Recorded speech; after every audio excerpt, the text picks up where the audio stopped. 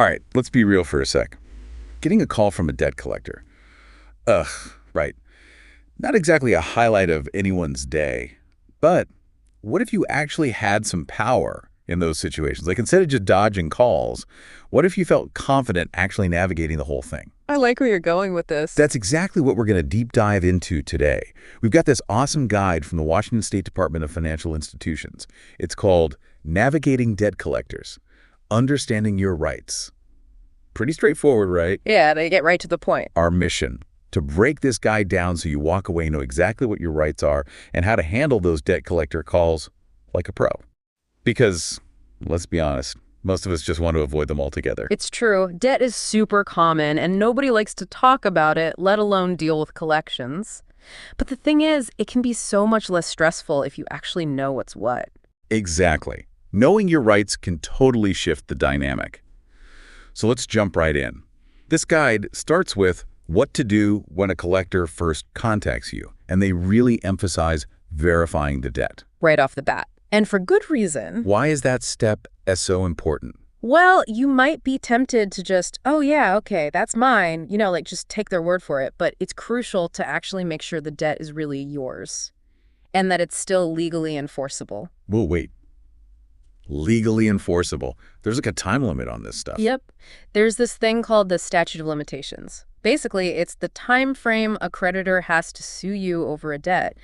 If the debt is older than that, well, they might not actually have the legal right to collect anymore. Okay, so it's not just, do I owe this money or not? It's also, can they legally come after me for it? This is already blowing my mind. It's essential to get that validation. But hold on, how do we even know if it's a real debt collector calling? What if it's some random person trying to scam us?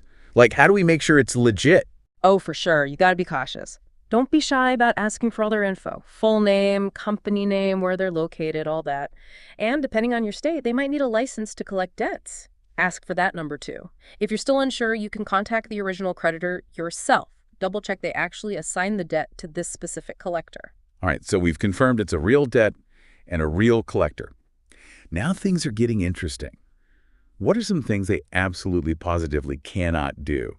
Because it feels like they sometimes pull some shady stuff. Oh, yeah. The rules are actually way more strict than people think.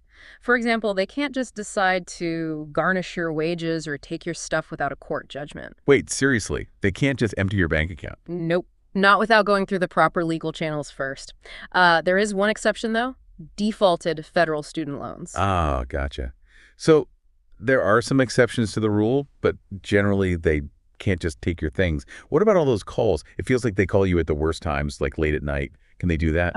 Yeah, they're actually not allowed to harass you with constant calls. Generally, they can only call you between 8 a.m. and 9 p.m. your time. Oh, that's good to know. I always felt like they call late at night on purpose. Uh-huh. When you're most likely to just panic and say yes to anything. Exactly. It's all about creating pressure. But they can't do that. They also can't use abusive language, threaten violence, or say they're gonna have you arrested. Okay, so late night calls and threats are off the table. But what about my credit score? Can they threaten to trash that if I don't pay? They can't outright threaten to damage your credit score, but they can let you know about the potential consequences of not paying the debt, which could include a negative impact on your credit. Got it.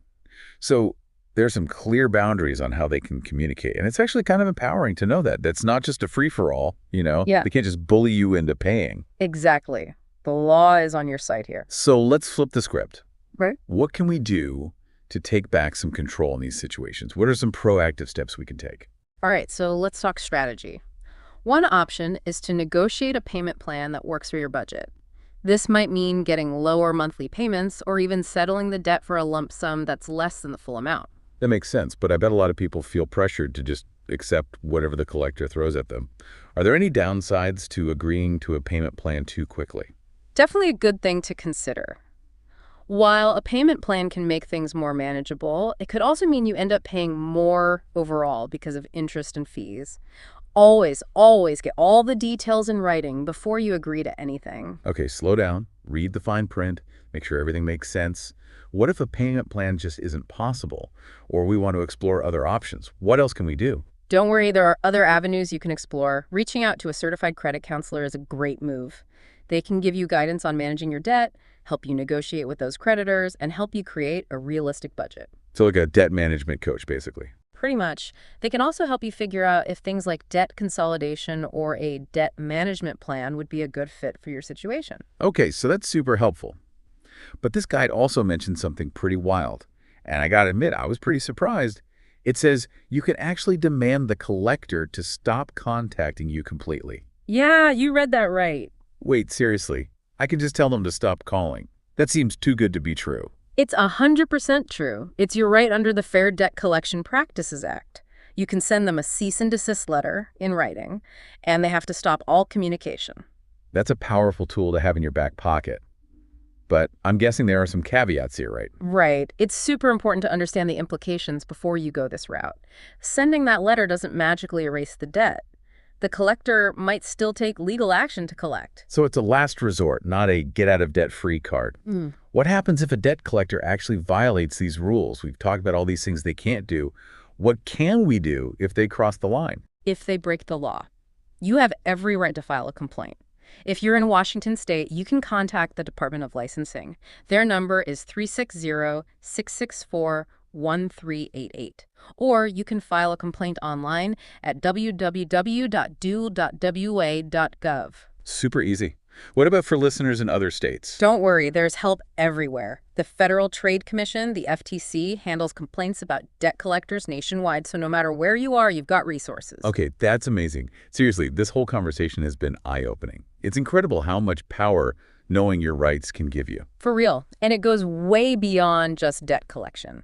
This is a prime example of how understanding your rights and standing up for yourself can work in all kinds of situations. It's like a life skill, not just a debt management skill. Think about it. What other areas in your life do you feel kind of intimidated or unsure of where you stand? Could knowing your rights and advocating for yourself make a difference there too? Something to think about, right? Definitely food for thought. Thanks for breaking all this down. This was awesome. My pleasure. Always glad to share the knowledge. That's it for our deep dive today. Until next time. If this podcast helped you, don't forget to like, comment, and subscribe. Your support helps us keep making these videos. Thanks for watching.